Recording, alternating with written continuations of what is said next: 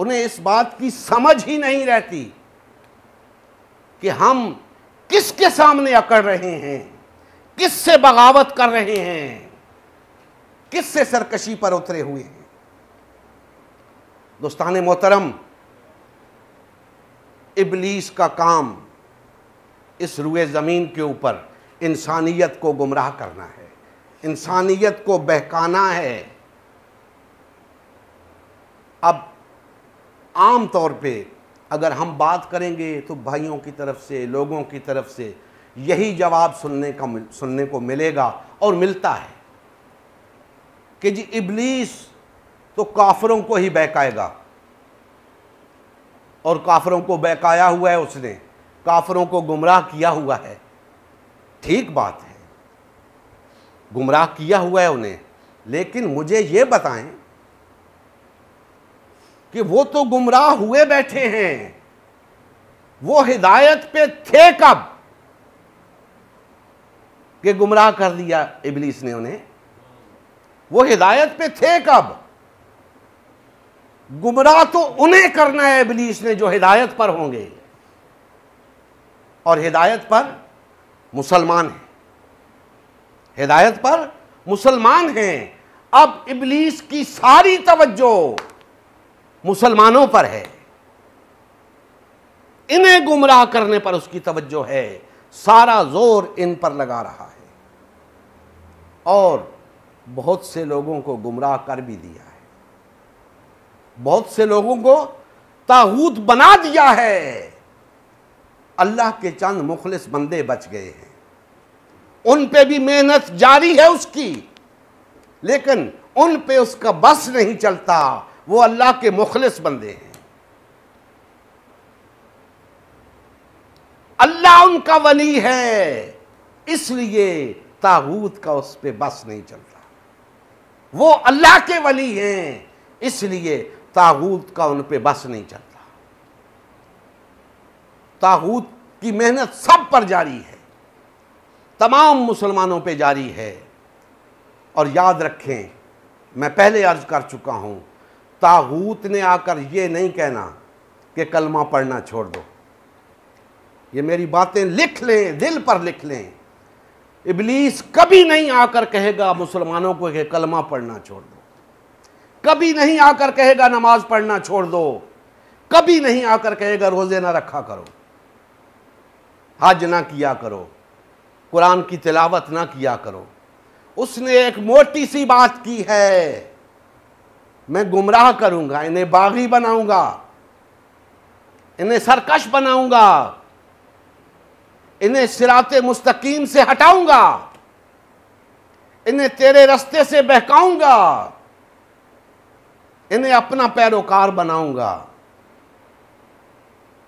تو دوستان محترم، شیطان کی، ابلیس کی محنت جاری ہے، اسے پتا ہے کن چیزوں سے فرق پڑتا ہے، کن چیزوں سے فرق نہیں پڑتا۔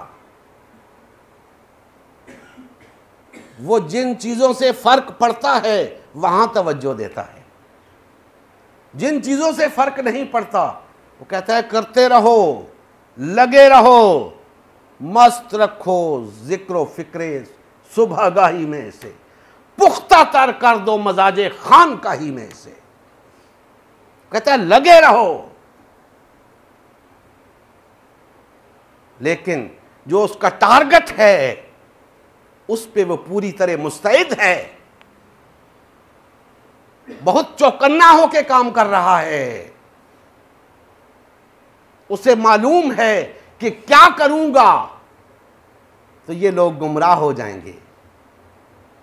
دوستان محترم، اگر میں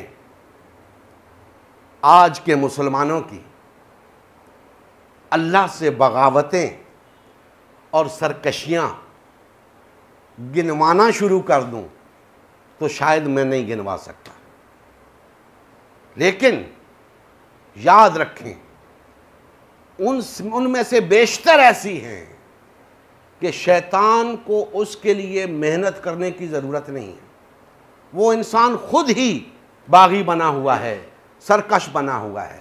شیطان کو کون کون سے مورچے پہ کام کرنے کی ضرورت ہے، یہ بات غور طلب ہے، جس سے مسلمان اللہ کا باغی ہو سکتا ہے، اللہ سے سرکشی اختیار کر سکتا ہے۔ تو دوستان محترم، اس روئے زمین کے اوپر آج طاغوت کا اور باطل کا نظام نافذ ہے۔ پوری روئے زمین کے اوپر طاغوت کا نظام چل رہا ہے۔ شیطان کا سب سے پہلا مورچہ اس طاغوتی نظام کی حفاظت ہے، اور اس کی کوشش ہے کہ اس روئے زمین کے اوپر اللہ کی حاکمیت قائم نہ ہو سکے۔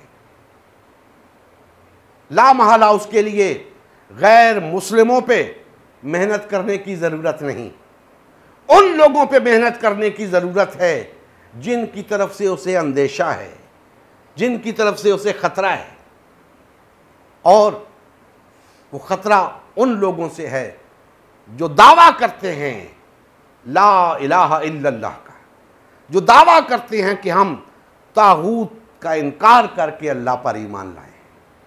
ان سے خطرہ ہے اسے۔ جب تک یہ لوگ کلمہ پڑھتے ہیں طاغوت کو ان سے خطرہ رہے گا، لہذا طاغوت کی، ابلیس کی ساری توجہ لا الہ الا اللہ پڑھنے والوں کی طرف ہے۔ اب اس نے سب سے پہلا حملہ نظام پر کیا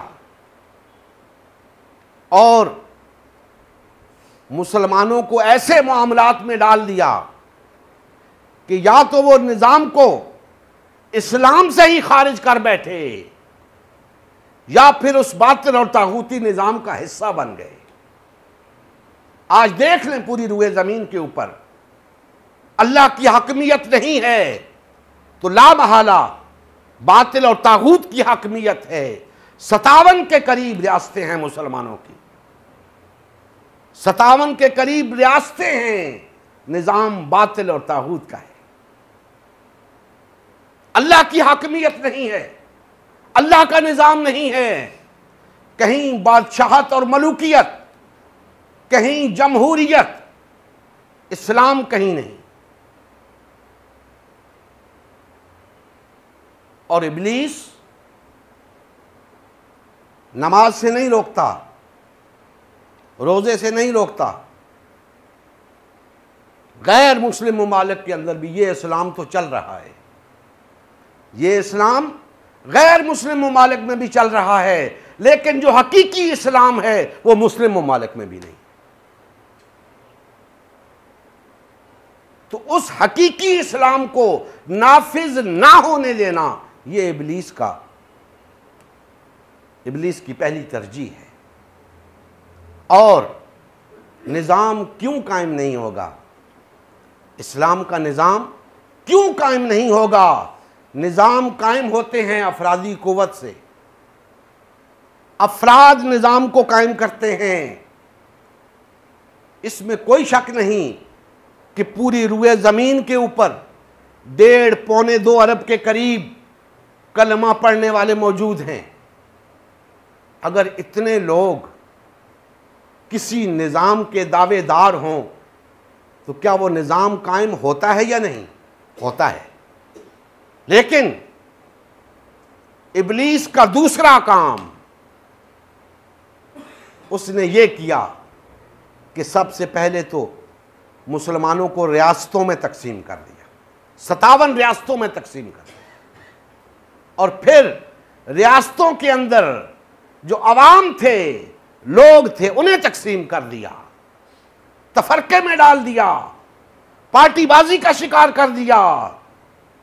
اس سے بڑھ کے بغاوت اور کیا ہوگی؟ اس سے بڑھ کر سرکشی اور کیا ہوگی؟